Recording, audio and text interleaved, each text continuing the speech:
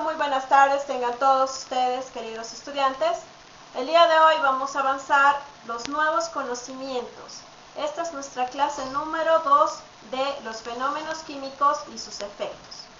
Bien, dentro de lo que son nuevos conocimientos, antes de hablar acerca de los diferentes fenómenos químicos y los efectos que causa dentro de los diferentes medios, es muy importante que nosotros tomemos en cuenta la definición de lo que es química. No podemos hablar de fenómenos químicos si no sabemos la definición exacta de lo que es química. Química es la ciencia que estudia las transformaciones de la materia, sus propiedades y su constitución. Algo que es muy importante tomar en cuenta es que cuando estamos hablando de transformaciones, estamos hablando de los diferentes cambios existentes en la materia. Por ejemplo, si nosotros mezclamos un reactivo X con un reactivo Y, es posible que el reactivo número Z, que es el resultado de estos dos, tenga algún cambio. Puede ser un cambio de color, puede ser un cambio de consistencia o puede ser un cambio molecular. ¿Por qué? Porque va a existir una unión o va a haber diferentes uniones covalentes entre los diferentes elementos o átomos que se están creando en esa reacción. Entonces, es muy importante que nosotros sepamos la parte teórica, es decir, ver las propiedades de todos estos átomos y de todas estas moléculas. Bien, otra definición que es bastante buena y muy completa de lo que es la química es que la química es el estudio teórico y experimental de innumerables transformaciones de la materia. Algo que es muy importante tomar en cuenta es que nosotros o los químicos en realidad no pueden realizar experimentaciones sin tener un fundamento teórico. Es muy importante que los químicos analicen los diferentes componentes existentes dentro de las mezclas de las sustancias, etcétera, etcétera, para ver cuál va a ser el resultado o la reacción que va a tener si éste se junta con otro tipo de reactivos o otro tipo de compuestos. Por lo tanto, es muy importante que como químicos realicen todo lo que es el método científico.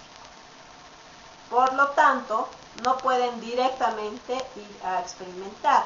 Ellos tienen que realizar toda la parte teórica, tienen que analizar el problema y tienen que ver cuál es la mejor alternativa. Una vez que se analice todas estas circunstancias, se pueda observar las propiedades existentes dentro de todos estos reactivos o, por ejemplo, los posibles cambios o transformaciones que va a ocurrir cuando se mezclen el reactivo A y el reactivo B, entonces obviamente recién se va a poder realizar una experimentación. ¿Sí? Entonces es muy importante tomar en cuenta eso, ¿no es cierto? Que obviamente hay que tener muchísimo cuidado porque cualquier mezcla o cualquier unión de diferentes átomos podría ser muy perjudicial, muy dañino y bastante nocivo para nuestro organismo si es que nosotros desconocemos de todo este peligro, ¿no? Entonces es muy importante que la parte experimental siempre la realicen los químicos, ¿no? Los químicos hacen diferentes estudios o pruebas velando también su seguridad. Bien, ahora vamos a ir a la siguiente diapositiva. La química establece sus propias leyes, teorías y conceptos. La química, por ejemplo, es una ciencia que al ser ciencia, obviamente está respaldada por el método científico. Entonces, todas las investigaciones en revistas internacionales están avaladas por un buen manejo del método científico. Los químicos realizan este método científico de forma eficiente. ¿Qué quiere decir eso? Que siguen de forma ordenada y de forma secuencial los diferentes pasos del método científico. ¿Eso para qué? Para que su investigación tenga validez científica y ellos puedan publicar sus investigaciones a revistas internacionales y puedan ser conocidos a nivel mundial. ¿Sí? Ya sea por otros investigadores o otras agencias que pueden ayudar a que continúen financiando algún producto, o ya sea para que puedan compartir con otros investigadores algunos conocimientos o algunos conceptos. Entonces, como es una ciencia, como aplica el método científico, ustedes saben que todas las investigaciones que son comprobables, que son verificables, que no son refutadas y que pueden servir a nivel mundial, estas pueden llegar a ser leyes, pueden llegar a ser teorías o llegar a tener diferentes conceptos. Y la química se ha consolidado en eso. ¿Sí? Por toda la rigurosidad científica que tiene a realizar sus diferentes investigaciones. Bien, entonces, la química es una ciencia que sirve también de apoyo a otras ciencias. ¿Sí? Por ejemplo, sirve bastante a la biología, ¿no? Por ejemplo, en la biología evidentemente hemos podido observar qué es una célula, hemos podido observar los diferentes organelos, hemos podido observar cómo ocurre la nutrición, etcétera, etcétera. Pero gracias a los conocimientos y la aplicación de la parte química en los estudios de la biología, se ha podido determinar cuáles son las reacciones químicas que ocurren dentro de cada célula de los seres vivos. Gracias a ellos podemos determinar, por ejemplo, qué organelos, en qué medida y bajo qué reacción ocurren procesos como la fotosíntesis, como la respiración celular, etcétera, etcétera, que son fundamentales para nuestra vida. ¿Sí? Todo lo que ocurre dentro de nuestras células obviamente son procesos químicos, que gracias al estudio científico de los químicos hemos podido avanzar. ¿Sí? También ha apoyado bastante a otras ciencias, ¿no es cierto? También trabaja de forma lado a lado, digámoslo así, con los físicos, ¿no es cierto? Y con varias carreras o áreas, aportando siempre de la mejor manera en base a sus investigaciones.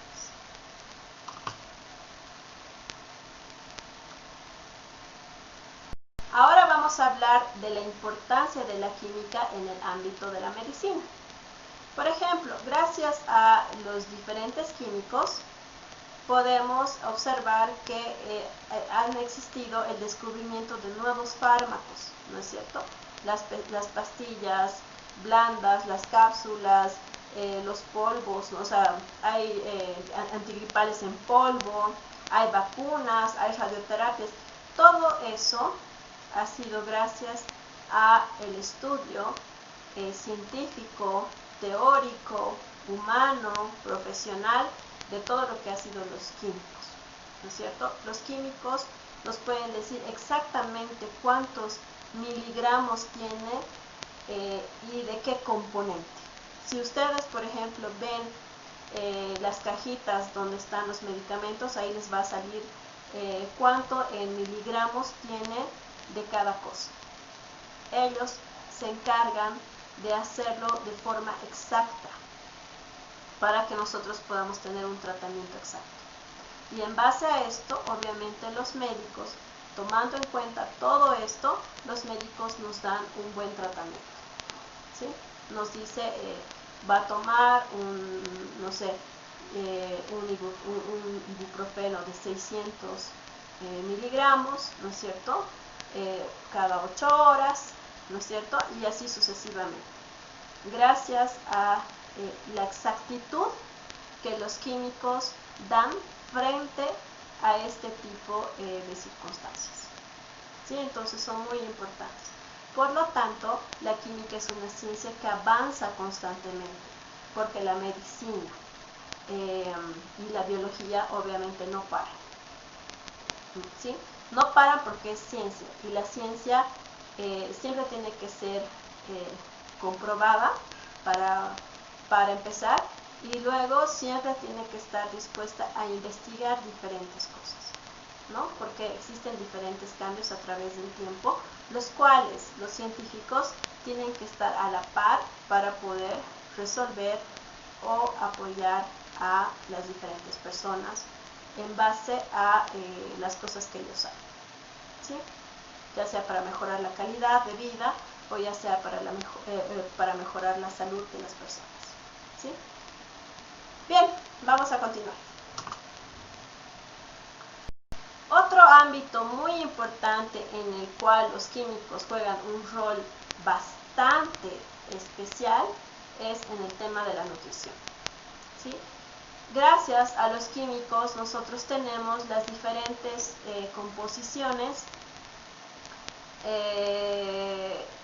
de las frutas, de las verduras, etcétera, etcétera. ¿Quién no ha escuchado decir en tal cítrico tenemos vitamina C, tenemos vitamina A, ¿no es cierto? Y eso lo han hecho los diferentes químicos. Estudian los diferentes componentes de fruta, verduras y otros alimentos para ver cuánto de proteínas existen, cuánto de enzimas, cuánto de diferentes componentes necesita nuestro cuerpo para poder realizar esos procesos metabólicos. Gracias a ellos también tenemos suplementos alimenticios, ya que ellos tienen conocimiento de cuánto es lo necesario que requiere nuestro cuerpo para realizar nuestras funciones vitales de forma adecuada, ¿no? Entonces, gracias a ellos podemos tener este tipo de investigaciones. Por otro lado, también gracias a ellos podemos tener diferentes conservantes químicos. Nosotros muchas veces compramos comida enlatada, ¿no es cierto? O mermeladas. Si ustedes ven esas mermeladas, las cuales no son artesanales, sino son mermeladas normales, ustedes ven en la etiqueta, va a salir que tiene conservantes. Es una sustancia química que les ponen a los diferentes alimentos para que no se echen a perder rápidamente y que resistan. Entonces los químicos son aquellos los cuales han ayudado a que existan estos conservantes y ese alimento nos pueda durar mucho más a través del tiempo. Bien, algo que también es importante mencionar es que la química o los químicos han aportado bastante al ámbito agrícola. ¿En qué sentido?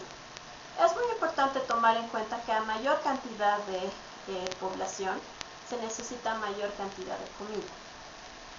En países desarrollados, mucho más desarrollados que nosotros, por ejemplo, los campos no abastecen para cubrir los requerimientos los requerimientos alimenticios de la población.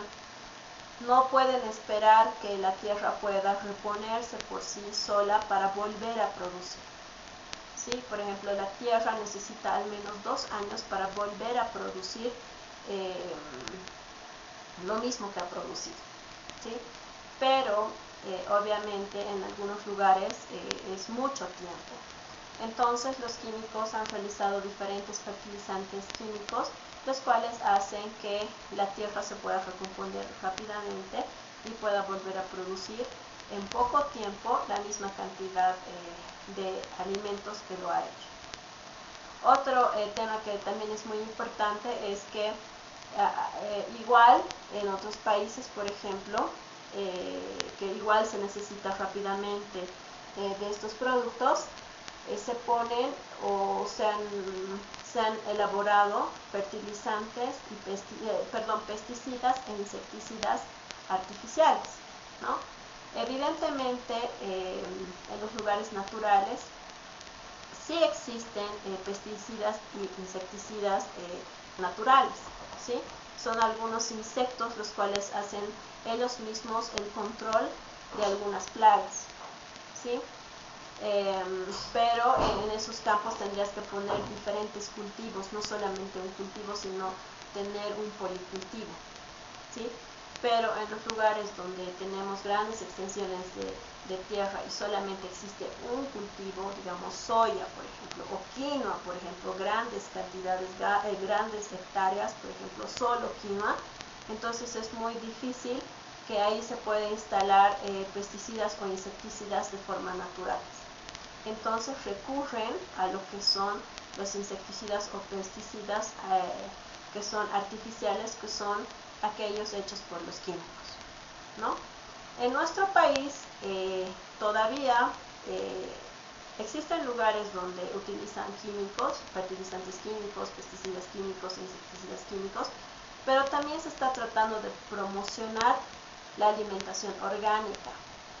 Cuando te dice que es un producto orgánico, digamos tomate elaborado de forma orgánico o orgánicamente elaborado, estamos hablando que ese ha sido plantado, cultivado, sembrado, ¿no? y cosechado sin intervención de ningún químico, ni fertilizante, ni pesticida, ni insecticida artificial. Todo ha sido de forma natural. Ahora, obviamente, ahí viene la discusión, ¿no es cierto? Tomando en cuenta que son elementos totalmente químicos, siempre es recomendable que esos alimentos sean lo más natural posibles para evitarnos algún problema posterior. Todavía no hay estudios contundentes que digan algo malo sobre estos fertilizantes, pesticidas o insecticidas o hasta dónde pueden hacer daño. Pero si hay la posibilidad de evitarlos, es mejor hacerlo, ¿sí? Entonces, si en algún momento ustedes pueden tener su huerto dentro de su casa, plantar algunas hierbas, algunas plantas, y ustedes mismos puedan cosechar y servirlo en su mesa, sería genial, ¿sí? Así se evitarían de estar introduciendo elementos químicos a su boca, porque obviamente estas frutas, estas verduras son lavadas, pero no se olviden que las plantas absorben, ¿no es cierto? Por medio de su piel absorben la respiración y botan sus desechos. Entonces, siempre hay la posibilidad que en la piel vegetal se quede algún resto de estos componentes químicos, los cuales pueden ser muy complicados, ¿sí? Bien, ahora vamos a hablar acerca de las propiedades generales de la materia. Dentro de las propiedades generales de la materia tenemos tres. Una es la masa, luego está el peso y por último el volumen. La masa es la cantidad de materia que forma un cuerpo. Esta masa es medida por una balanza. ¿Qué es una balanza? Es un instrumento que va a permitir medir la masa de un cuerpo, ¿sí? Generalmente lo pueden medir en kilos, aunque a veces lo medimos en libras, ¿no es cierto? Entonces, o quintales, ¿no es cierto? Pero generalmente la unidad universal de la masa es el kilogramo. ¿Sí? Entonces, cuando nosotros acompañamos a la mamá al mercado, vamos a la tienda, siempre si es sólido, si es un cuerpo sólido, es en kilos, ¿no? Por ejemplo, el azúcar, ¿no? ¿Cuántos kilos quiere? ¿Quiere 5, 3, 2 libras, ¿no? Cuando ustedes sean más grandes, cuando ustedes estén en tercero secundaria, el profesor de química les va a mostrar y les va a enseñar tablas de conversión, se llama eso. Cómo transformar kilogramos en libras o libras en kilogramos, ¿no es cierto? Entonces ustedes ya van a poder ir convirtiendo estas unidades de masa, ¿sí? Algo que es muy importante tomar en cuenta es que la masa es una propiedad totalmente diferente a la del peso. Nosotros estamos acostumbrados a relacionarlo a nuestro peso con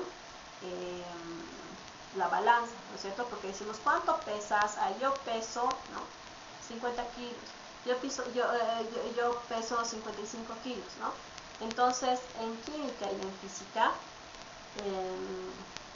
no se habla de peso, se habla de masa.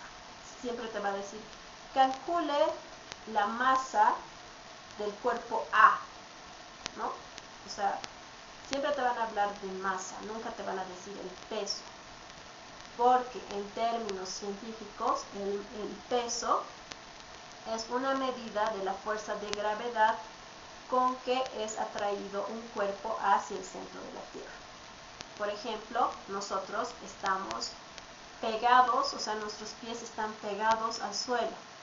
¿Por qué? Porque hay una fuerza de gravedad que nos jala hacia abajo, ¿no es cierto? Entonces, eso sería el peso. En cambio, lo que mide la balanza es la masa. Bien, y bueno, la última propiedad general de la materia es el volumen. El cuerpo ocupa un lugar en el espacio, por eso se dice que tiene volumen. La unidad internacional es el metro cúbico, aunque frecuentemente se utiliza el litro. El volumen se utiliza en cuerpos líquidos, en cambio la masa en cuerpos sólidos. ¿No es cierto? Por ejemplo, cuando tú vas a comprar Coca-Cola o vas a comprar agua, no te dice, te doy 5 kilos de Coca-Cola, no. Te va a decir, ¿quieres 3 litros de Coca-Cola? ¿Quieres 2 litros de aceite? ¿No? Entonces, cuando estamos hablando de componentes líquidos, estamos hablando de volumen. Por lo tanto, estamos hablando de litros. En cambio, si es algo sólido, estamos hablando de kilogramos, ¿sí? De masa. Eso es muy importante tomar en cuenta. Bien. Por último, vamos a ver las propiedades específicas de la materia. En estos vamos a hablar de 4 conceptos bastante importantes. Uno es la densidad, luego está la solubilidad, luego la conductividad eléctrica y por último la conductividad térmica. Cuando estamos hablando de densidad, estamos hablando a la cantidad de materia que hay en una unidad de volumen de un determinado cuerpo. Por lo tanto, la densidad se calcula mediante la siguiente forma. La densidad es igual a masa sobre volumen. Entonces, para nosotros calcular la densidad, necesitamos datos de cuánto es la masa de ese cuerpo y cuál es el volumen en el cual está. ¿Sí? Con esas dos variantes, vamos a ponerlo dentro de esta fórmula, vamos a dividir y el resultado nos va a dar la densidad. En física, en química, muchas cosas son mediante diferentes fórmulas, las cuales han sido comprobadas, ya que es parte de un método científico. Entonces, obviamente, algunas fórmulas van a tener que aprenderse de memoria y otras el mismo profesor les va a dar. Entonces, ustedes, en base a los datos que tengan, ustedes van a poder sacar diferentes parámetros o factores. ¿Sí? Bien, siguiente concepto. ¿Qué es la solubilidad? La solubilidad es la capacidad de un material para disolverse en otro. Un ejemplo puede ser el agua con azúcar. El agua es un material que disuelve o solvente y el azúcar es un material disuelto o soluto. Entonces, uno va a ser el solvente, en este caso el agua, y el otro va a ser el soluto, en este caso el azúcar. Lo mismo podemos hacer con agua y sal, ¿no es cierto? Igual el agua debería ser el disolvente o el que disuelve o solvente, y la sal va a ser el material disuelto o soluto. Luego, otra propiedad es la conductividad eléctrica. Es la medida de capacidad de un material para conducir la corriente eléctrica. ¿Sí? Un buen conductor de electricidad, por ejemplo, es el agua, ¿no es cierto? Pasa rápido, o sea, cuando estamos hablando de conductor es que ayuda a que pueda propagarse este calor, o sea, esta energía, perdón, ¿no es cierto?, para que se vaya de un lugar al otro. Entonces, cuando estamos hablando de conductor, estamos hablando de eso, que ayuda a su propagación.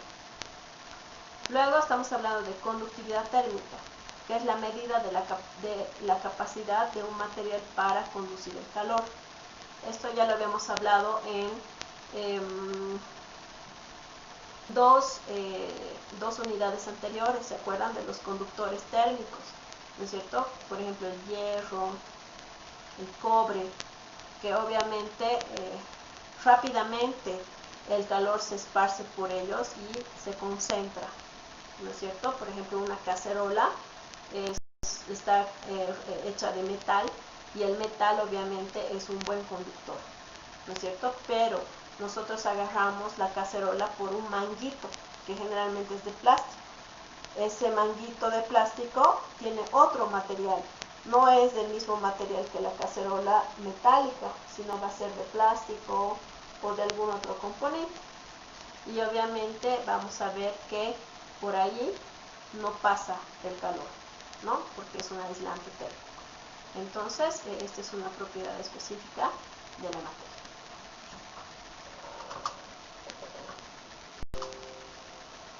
Bien, eso es todo por el día de hoy. Espero que les haya gustado muchísimo. Esta fue nuestra segunda clase de lo que son los fenómenos químicos y sus efectos. Que Diosito los bendiga, los cuide y los proteja siempre. Hasta pronto.